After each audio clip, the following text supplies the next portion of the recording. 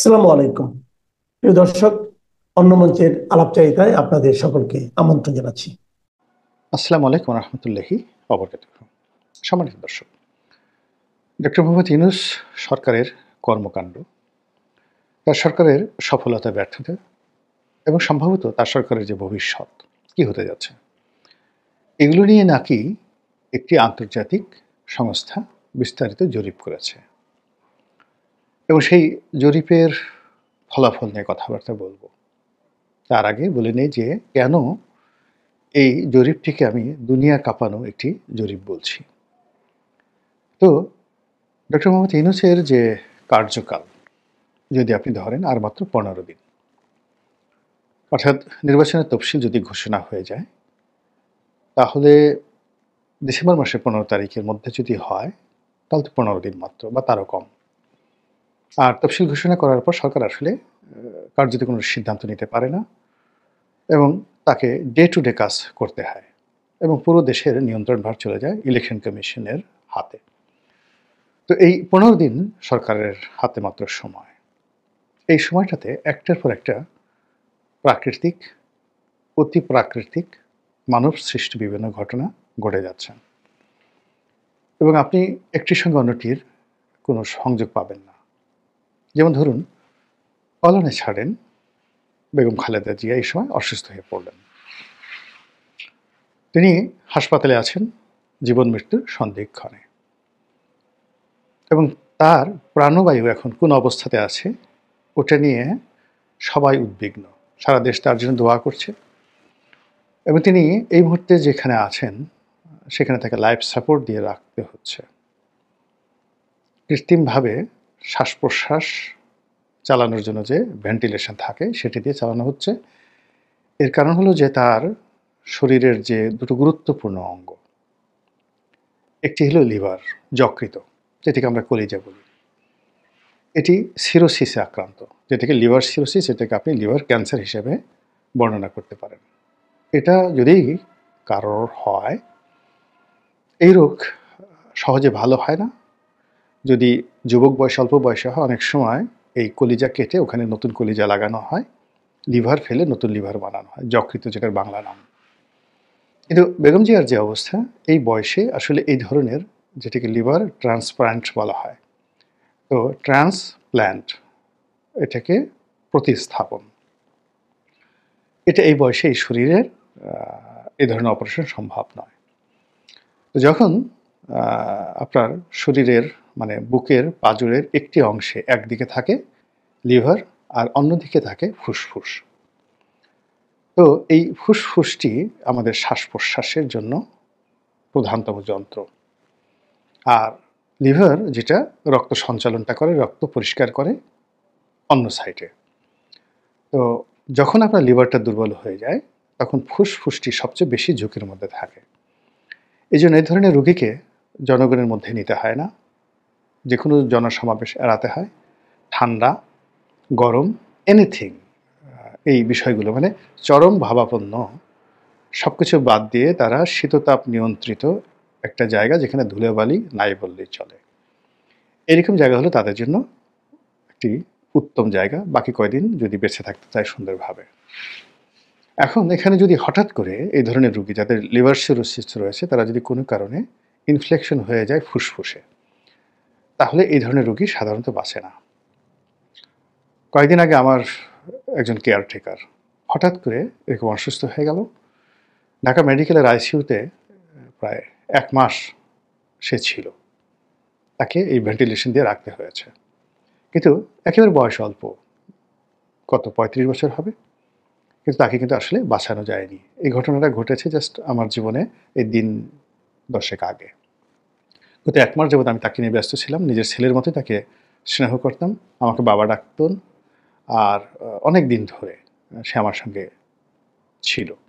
তার স্ত্রী, তার দুটো কন্যার সন্তান, মানে সবাই আমার বাড়িতে থাকতো, আর হোল ফ্যামিলি জাস্ট দেখাশোনা করতো। বাড়ির কেয়ারটেকার, বাবুর্চি, পুরো কাজটা সে করতো। ফলে এই পরিবারটি যখন এইভাবে আক্রান্ত হলো, ওটা আমার জন্য একটা বিরাট বেদনার, এবং আমি এরপর থেকে এই লিভার সিরোসিস এবং অ্যাট দ্য সেম টাইম ফুসফুসের যে ইনফ্লেকশন, এই বিষয়টির সম্পর্কে অতিমাত্রায় সচেতন। কাজেই এই রোগটি বেগম জিয়ার হয়েছে, অল অন এ সাডেন হয়নি। এটার পিছনে কারণ আছে। সবাই বলাবলি করছে যে তাকে ঘর থেকে বের করে যেভাবে সেনা দিবসে, সশস্ত্র বাহিনী দিবসে যেভাবে তাকে নিয়ে যাওয়া হয়েছে ক্যান্টনমেন্টে, ওটা তার সেই দুর্বল শরীর, দুর্বল সেই ফুসফুস, সেন্সিটিভ ফুসফুস এবং রোগাক্রান্ত যে লিভার, যকৃত, এটা ধারণ করতে পারেনি। ফলে এই ঘটনার ঠিক পরের দিনই তাকে হাসপাতালে ভর্তি হতে হয়েছে। তারপরে ঘটনা আমরা সবাই জানি। এখন এটাকে কি মানবসৃষ্ট বলবেন, প্রাকৃতিক বলবেন, এটা আপনার বিষয়। কিন্তু বেগম জিয়ার এই অসুস্থতা পুরো বাংলাদেশকে অনিশ্চিত করে ফেলেছে। নির্বাচনের শিডিউল থাকবে কি থাকবে না, তারপর নির্বাচন সঠিক সময় হবে কি হবে না, এটা নিয়ে যে অতীতের বিতর্ক ছিল।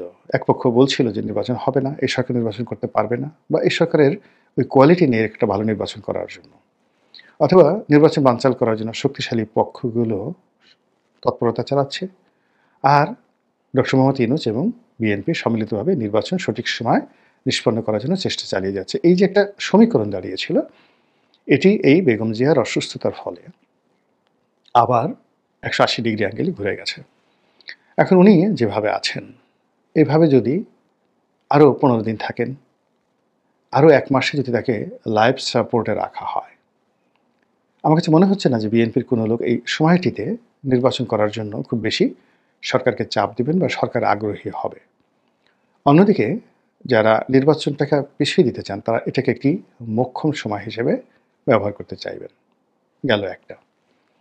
দ্বিতীয়ত হলো যে এই সময়টিতে জনাব তারেক রহমান সাহেবকে প্রভোগ করা হচ্ছে যে হি শুড কাম, তার বাংলাদেশে আসা উচিত, এবং তার মায়ের যে অসুস্থতা, এই অসুস্থতা তাকে অন্তত হাসপাতালে দাঁড়িয়ে থেকে কান্নাকাটি করা উচিত অন্য সব বাঙালির মতো। বেগম জিয়া যেভাবে অসুস্থ, সেখানে আসলে তারেক রহমান সাহেব আপনার আমার মতো বাইরে দাঁড়িয়ে কাঁদতে পারবেন, দাঁড়িয়ে থাকতে পারবেন, এবং আপনার আমার সঙ্গে তিনি সেই কাঁধে কাঁধ মিলিয়ে তিনি দেখতে পারবেন ঘটনা। এর বাইরে তার কিছু করার নেই।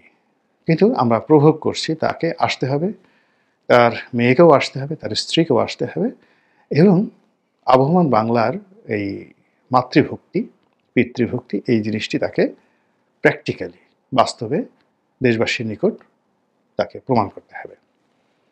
এবং এখন তিনি এই বিষয়টা নিয়ে এতটা সেন্সিটিভ অবস্থার মধ্যে পড়েছেন যে আজকের এই দিনে আমি যখন ভিডিওটি করছি, ডিসেম্বর মাসের 2 তারিখ দুপুরবেলা, তখন ইন্টারনেটে ছড়িয়ে পড়ছে যে তারেক রহমান সাহেব হিথ্রো এয়ারপোর্টে তিনি আলটিমেটলি ঢুকে গেছেন এবং প্লেনে উঠছেন বাংলাদেশে আসার জন্য, এবং আজ রাতে তিনি বাংলাদেশে আসবেন। আমাকে অনেকে জিজ্ঞেস করছে, তা আমি বললাম যে ভাই আমি জানি না, আল্লাহ জানেন। এখন তিনি প্রভোগ হয়ে আসবেন কি আসবেন না, এটা আর একটা জটিল পরিস্থিতি তৈরি করবে। আসলে এক ধরনের পরিস্থিতি, না আসলে এক ধরনের পরিস্থিতি। আবার এই যে বেগম জিয়ার অসুস্থতা নিয়ে তিনি যে একটা স্ট্যাটাস দিয়েছেন যে তিনি বাংলাদেশে আসতে পারছেন না, এর কারণ হলো আসার জন্য বহু পক্ষের সম্মতি দরকার রয়েছে, তিনি অন্য সবার মতো একক সিদ্ধান্ত নিতে পারছেন না।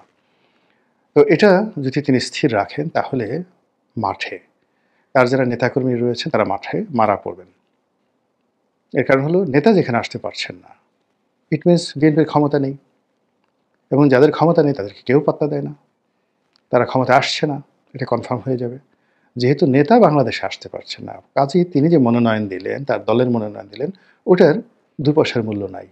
এটা বটপাতা, বা মানে যাকে বলা হয় তালপাতা, অথবা ধরুন কাঁঠালের পাতা, যেগুলোকে আমরা টাকা বানিয়ে ছোটকালে খেলতাম।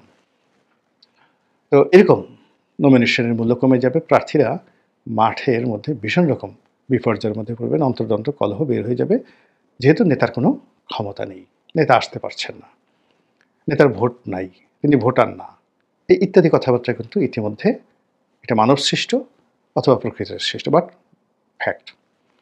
2 নম্বর হলো তিনি এখন যদি আজকে রাতে সত্যি আসেন, তখন সবাই বলবে যে তিনি যে আগে যে কথাটা বলেছিলেন সে কথা তো তিনি সঠিক বলেননি।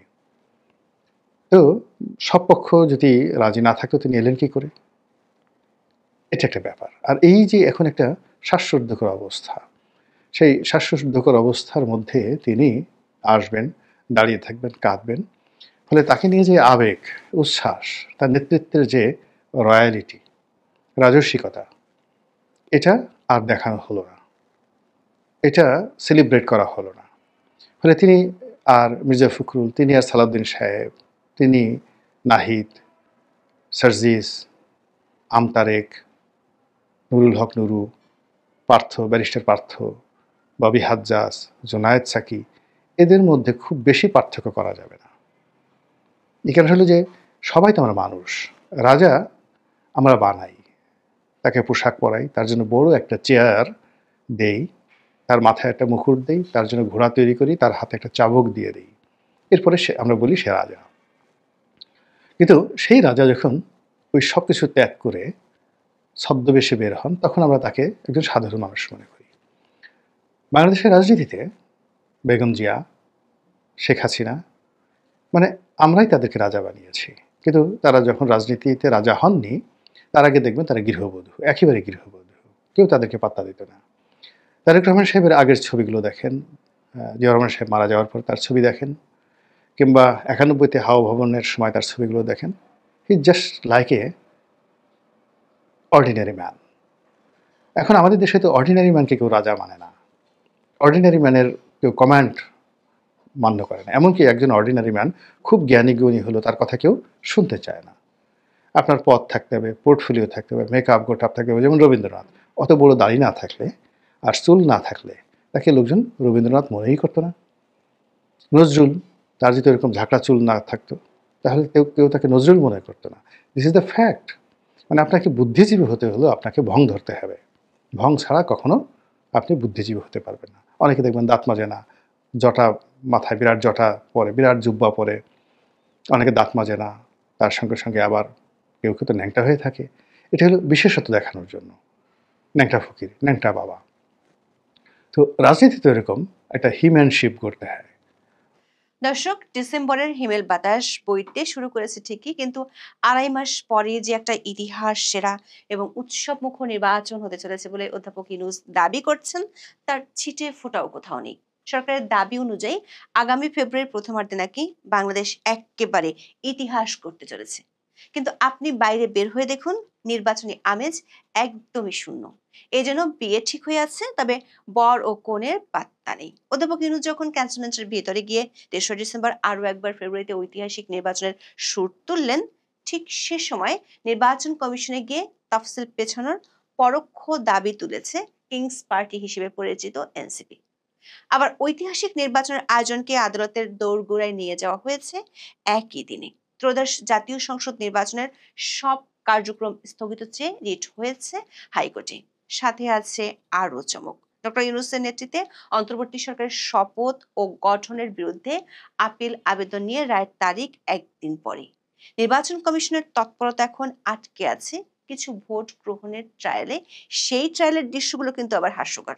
ধরে আনা ভোটাররা বলছেন কিছু না বুঝিয়ে নাকি তারা গণভোটের ব্যালটে সিল মারছেন। এই যে ডামি ভোটের দৃশ্য, এটাই পরিষ্কার করে দিচ্ছে যে দিল্লি এখনো বহু দূরে। সেটাকে আরো দূরে নিয়ে যেতে এনসিপির ইসিতে গিয়ে কৌশলী বার্তা দিয়ে আসা, সাথে আদালতে রিট করে ইসির ডামি ভোটের খেলা বন্ধ করতে চাওয়া ইতিহাসের সেরা নির্বাচনের গানে তালহারা সুর শুরু হয়েছে। এর মধ্যে বেগম খালেদা জিয়ার অসুস্থতা এবং তারেক রহমানের দেশে না আসা নিয়ে প্রতিদিন বাড়ছে গুজবের ডানপালা। বিস্তারিত জানতে চলুন যাওয়া যাক বিশ্লেষণে।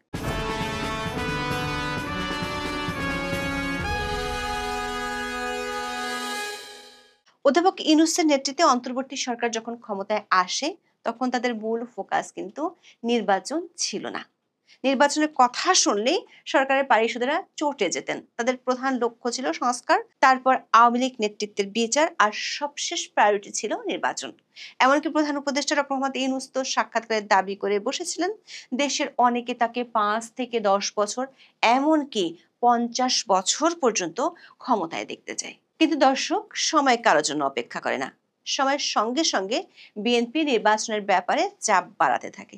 শেষ পর্যন্ত গত জুনে লন্ডন বৈঠক শেষে আগামী ফেব্রুয়ারিতে নির্বাচনের সরকারি ঘোষণা আসে। কিন্তু সেই নির্বাচন কিভাবে হবে, কাদের নিয়ে হবে, কেমন হবে, এসব অনেক বিষয়ের সমাধান এখনো হয়নি।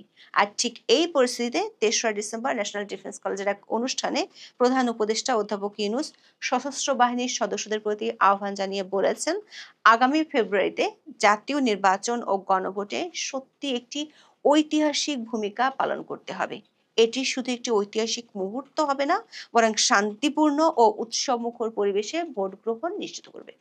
তিনি চান ভোটাররা যেন উৎসবমুখর পরিবেশে ভোট দিয়ে দেশের ভাগ্য পরিবর্তনের ঐতিহাসিক মুহূর্তে অংশ নেন।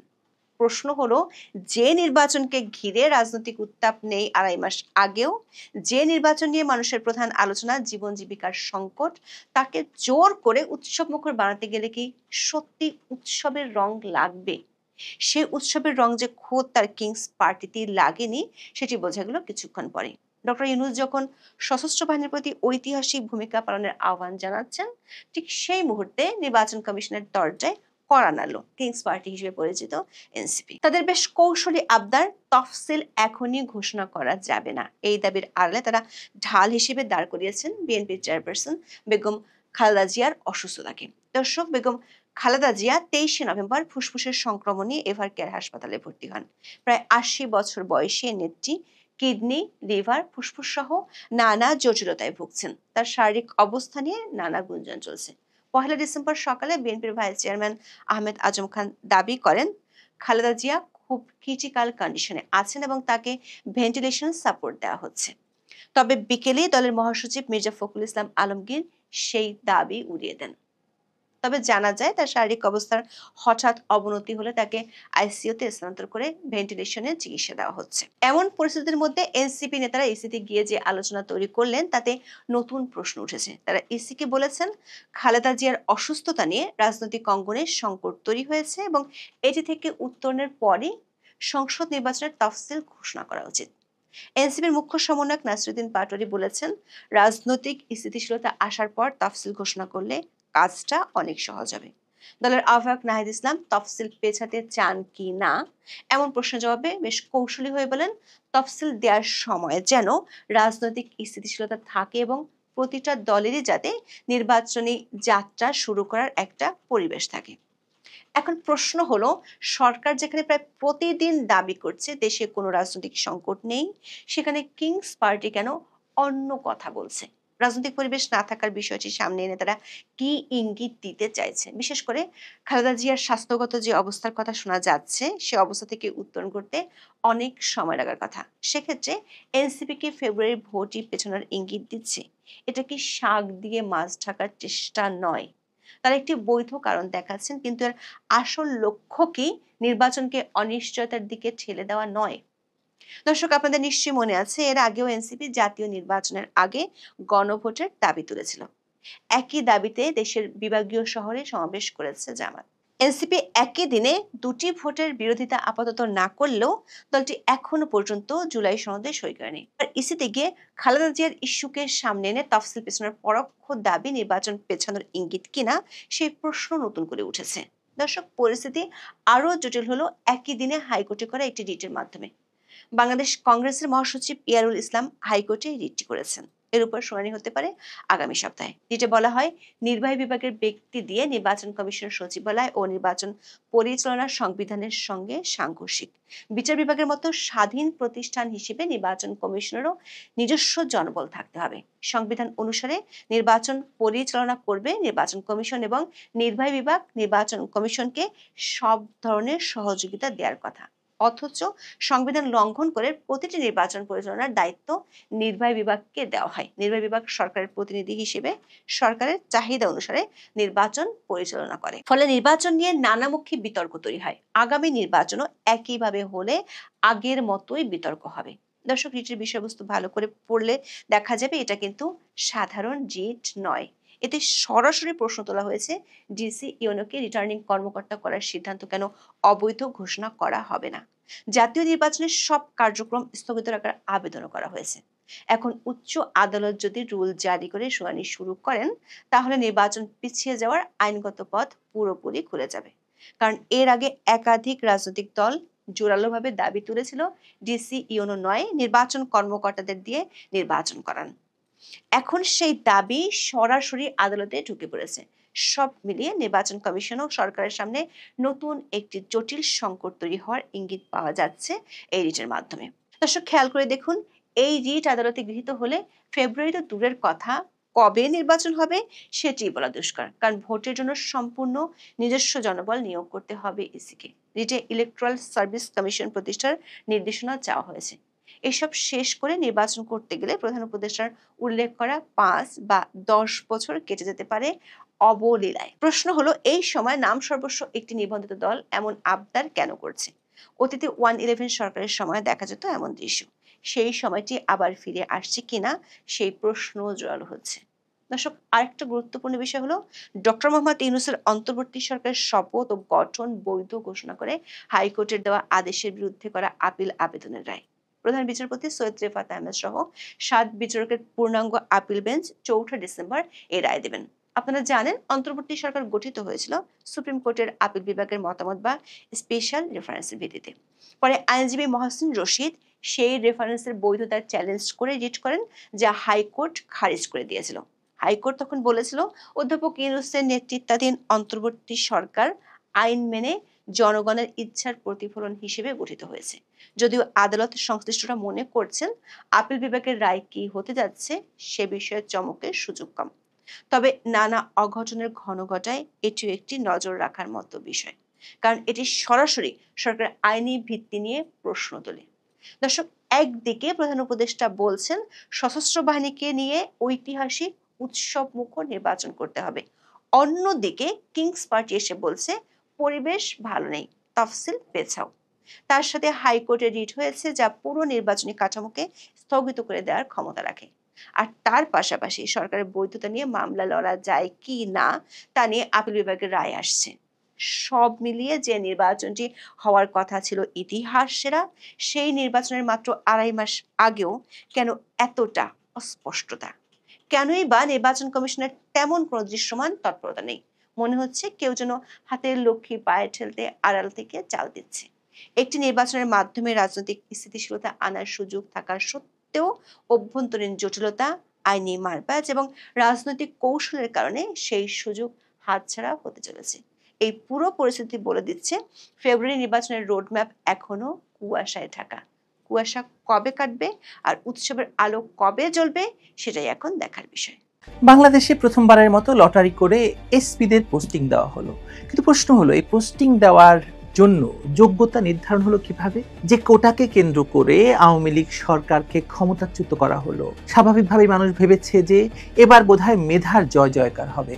মনে করুন তো, সেই কোটা না মেধা মেধা মেধার বলে চিৎকার, কিন্তু সেটা তো হলোই না, বরং লটারির মতো একটি হাস্যকর পদ্ধতিতে এসপি নিয়োগ দেওয়া হলো 64টি জেলায়। এবার হয়তো ডিসিদেরও একই কায়দায় পোস্টিং দেওয়া হবে। তাহলে আর নির্বাচনেরই বা দরকার কি বলুন?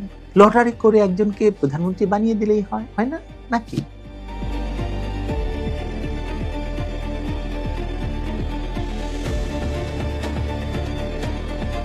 এখনো নির্বাচন হয়নি, ক্ষমতায় আসেনি এখনো তারা, তাতেই প্রশাসন এবং সরকারি অফিসারদের নিজেদের পকেটে রাখার হুমকি দিয়ে রাখলেন বাংলাদেশের জামায়াত ইসলামীর কেন্দ্রীয় কর্মপরিষদ সদস্য শাহজাহান চৌধুরী।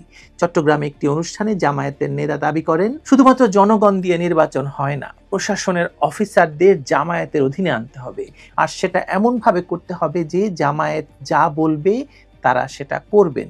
তারা উঠতে বললে উঠবেন, বসতে বললে বসবেন। তারা যে ব্যক্তিকে গ্রেফতার করতে বলবেন তাদেরকে ধরবেন, যাদের বিরুদ্ধে মামলা করতে বলবেন তাদের বিরুদ্ধে কেস রুজু করবেন। আমাদের কথায় উঠবে, আমাদের কথায় বসবে, গ্রেফতার করবে, মামলা করবে, ক্ষমতায় আসার আগেই এটি আসলে জামায়াতের হুঙ্কার। আর জামায়াত নেতার সেই মন্তব্যের পর প্রশ্ন উঠে গেছে যে আগামী বছর বাংলাদেশে যে নির্বাচন হওয়ার কথা আছে তাতে ভোট দেওয়া যাবে তো, নাকি ভোটটাও আগের দেশ মোতাবেক হয়ে যাবে, নাকি পুরোটাই নাটকে পরিণত হবে? এমনিতেই সাধারণ নির্বাচনে শেখ হাসিনার দল আওয়ামী লীগকে অংশগ্রহণ করতে দেওয়া হচ্ছে না। প্রশ্ন উঠছে যে এটা কোন ধরনের গণতান্ত্রিক নির্বাচন যে একটি দলকে নির্বাচনে অংশ নিতে দেওয়া হচ্ছে না? আওয়ামী লীগের দাবি, মানুষের আদালতে হাসিনা দল আওয়ামী লীগ বাজিমাত করতে পারে বলে ভয় পাচ্ছে জামায়াত। বিএনপির মতো দলগুলি এখনো দোনামোনা অবস্থায়, তাই তাদের নির্বাচনে অংশ নিতে দেওয়া হচ্ছে না। আসুন দেখা যাক নির্বাচনের পরিকল্পনা কেমন করে সাজাচ্ছে এরা, মাঠ পর্যায়ে ডিসি এসপি কিভাবে নিয়োগ দিতে চাইছে এরা। এ মাসের শুরুতে নির্বাচন সামনে রেখে মাঠ প্রশাসনের কর্মকর্তাদের লটারির মাধ্যমে বদলি চেয়েছিল জামায়াত ইসলামী। তারা এ নিয়ে প্রচারণা চালিয়েছিল। মাসের মাঝামাঝি জামায়াত জোর গলায় বলেছিল যে বদলির ক্ষেত্রে এটি হবে সবচেয়ে নিরপেক্ষ এবং আস্থা রাখার পদ্ধতি। বুঝুন, জামায়াত বলে নিরপেক্ষতার কথা, মানে হাসবো না কাঁদবো। কিন্তু নিরপেক্ষতার কথা বলার আড়ালে একটি বিষয় তারা একদম ভুলে গেল, সেই যে কোটা কোটা মেধা মেধা।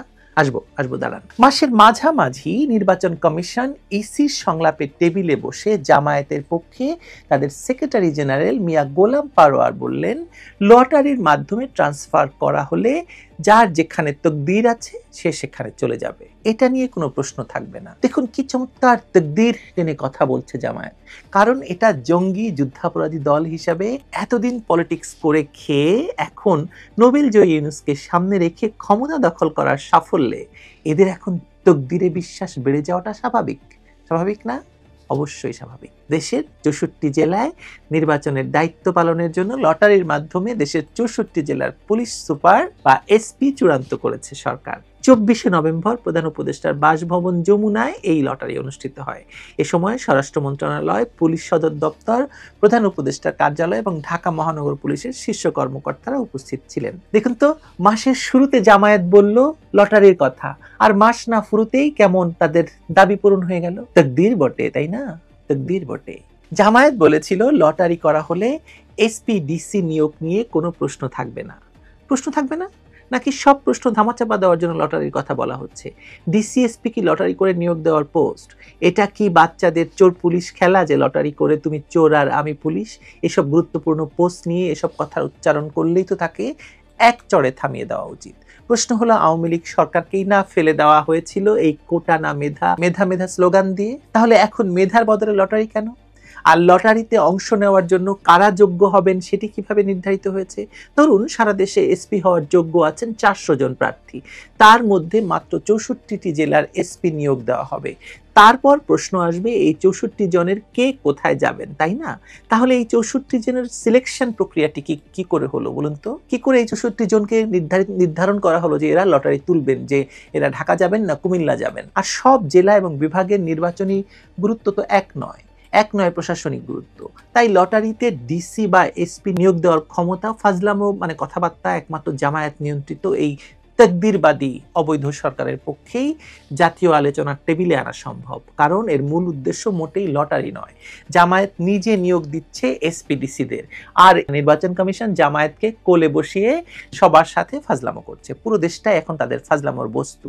এক হাতে জুলাই সন্ত্রাসে পুলিশ সদস্যদের মেরে ঝুলিয়ে রাখা জামায়াতের জঙ্গিরা এখন পুলিশকে নিয়োগ দিচ্ছে লটারিতে, তাও আবার নিরপেক্ষতার দোহাই দিয়ে। আপনাদের মনে কি প্রশ্ন এসেছে যে আগে কখনো কি এরকম লটারির কথা শুনেছেন আপনারা? আগে কখনো কি লটারির মাধ্যমে ডিসি বা এসপি নিয়োগ হয়েছে বা হবে? বাংলাদেশের ইতিহাসে এর আগে লটারিতে কখনো ডিসি বা এসপি নিয়োগ শুনেছেন কখনো? না, কখনো এমনটা ঘটেনি। এবারই তাই ঘটছে আসলে মূলত।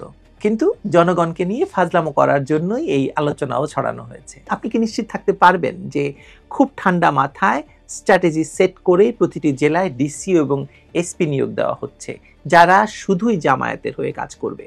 জনগণের সামনে নাটক করার জন্য তারা বলছে লটারির কথা। জানেন তো, সবাই উদ্ধত্ত চেপে রাখতে পারে না। তাই কয়েকদিন আগে ব্রাহ্মণবাড়িয়ার ডিসি দম্ভের সাথে সবার সামনে বলেছেন যে আমি কিন্তু জামায়াতের লোক। সে তার জামায়াতি উদ্ধত্ত চেপে রাখতে পারেনি। এবার জামায়াতের নিয়োগপ্রাপ্ত সব এসপিডিসিরা কি বলবে জানেন তো? আমি কিন্তু লটারিতে জিতে এই জেলায় এসেছি ভাই, আমার তাকদীর খুব ভালো, জামায়াতের সেবা করার তাকদীর লাভ করে আমরা যার পর নাই এখন খুশি। ক্যাঙ্গারু কোর্টের মতো একটি বাটপারি নির্বাচন দরকার জামায়াতের। জুলাই সন্ত্রাসের মাধ্যমে গুপ্তভাবে ক্ষমতায় এসে এইবার দিনের আলোয় কোনোভাবে নোবেল জয়ী ইউনূসের হাত থেকে ক্ষমতাটা নিয়ে নিতে চাচ্ছে, নিয়ে নিতে এই নাটক করতে হচ্ছে জামায়াত। যা চেয়েছিল তার যাতে সবই পাওয়া যায়, সেজন্য এরপর দেশের মানুষের উপর তারা নেবে ৭১-এর হেরে যাওয়ার প্রতিশোধ। খেয়াল করুন যে জামায়াতের সদস্যরা এখন কথায় কথায় সারা দেশের মানুষকে হুমকি দিচ্ছে। গ্রামের জামায়াত নেতা হুমকি দিচ্ছে গ্রামের সাধারণ মানুষকে। ক্যাঙ্গারু কোর্টের চিফ প্রসিকিউটর তাজুল ইসলাম সরাসরি শুনানির সময় মামলার আসামি সাবেক সেনা কর্মকর্তা জিয়াউল আহসানের আইনজীবী নাজনীন নাহারকে হুমকি দিচ্ছেন। হুমকি দিয়ে তাজুল ইসলাম বলছেন, আপনি চুপ থাকুন, কথা বলবেন না, আপনাকেও আসামি করা হতে পারে। তাজুল জামায়াত ইসলামের সদস্য, তাই কোর্টে দাঁড়িয়ে এই হুমকি দেওয়া এখন তার অধিকারের মধ্যে পড়ে বলে তিনি মনে করছেন। কোর্ট থেকে মাঠ প্রশাসন কোথায় আপনি এখন জামায়াতের হুমকি থেকে মুক্ত বলুন তো? ভেবে দেখবেন, পুরো দেশটাই ওরা খামচে ধরেছে। আর এই লটারি প্রমাণ করছে মেধা ফেদা আসলে কিছু নয়। ধরুন এসিআর এর মাধ্যমে এতদিন ধরে জানতাম যে প্রত্যেকটি অফিসারের এসিআর আছে, সেই এসিআর এর ভিত্তিতে তাদের মূল্যায়ন হয়, তাদের পদমর্যাদা নির্ধারণ হয়, এবং এসিআরটা মূলত মেধা এবং পারফরমেন্সের উপর নির্ভর করে। আর এখন হচ্ছে লটারি। মুক্তিযোদ্ধাদের কোটা দেওয়া হয়েছিল বলেই জামায়াতের কলিজাটা পুরে কয়লা হয়ে যাচ্ছিল, আর সে কারণেই তারা 2024-এর জুলাই মাসে আবারও কোটা না, মেধা মেধা মেধা মেধা বলে চেঁচিয়ে দুনিয়া মাথায় তুলেছিল। দেশের মানুষের অনেকেই তাদের এই মিথ্যাচার বিশ্বাস করেছিল, আর তাদেরকে রাস্তায় নামিয়ে, মানে দেশের মানুষকে রাস্তায় নামিয়ে স্নাইপার রাইফেল দিয়ে গুলি করে হত্যা করে শেখ হাসিনাকে ক্ষমতাচ্যুত করে এখন মেধা ফেদা সব বাদ দিয়ে লটারির মাধ্যমে নিয়োগ প্রক্রিয়া শুরু করেছে। এক হিসেবে ঠিকই আছে, ইউনুসকেও তো তারা সেই লটারি বা দৈবচয়ন ভিত্তিতেই নিয়োগ দিয়েছে, তাই না? আমার কি মনে হচ্ছে জানেন, ফেব্রুয়ারিতেও নির্বাচন হবে না, আবারও এরকম লটারির মতো কিছু করেই সেটাকে নির্বাচন নামে চালিয়ে জাস্ট ক্ষমতাটা নিয়ে নেবে ওরা। কি অসুবিধা তাতে? নির্বাচনের কি দরকার? লটারি করেই হয়ে যাক একজন প্রধানমন্ত্রী। দারুণ হবে কিন্তু ব্যাপারটা। আমরা প্রথম একজন প্রধানমন্ত্রী পাবো লটারির মাধ্যমে। কি দারুণ না? মানুষ কোটি কোটি টাকা পায়, মিলিয়ন মিলিয়ন ডলার পায়, পাউন্ড পায় লটারি খেলে, ন্যাশনাল লটারি খেলে, আর বাংলাদেশ লটারির মাধ্যমে একজন প্রধানমন্ত্রী পেয়ে যাবে। দারুণ হবে কিন্তু ব্যাপারটা। ভালো থাকো।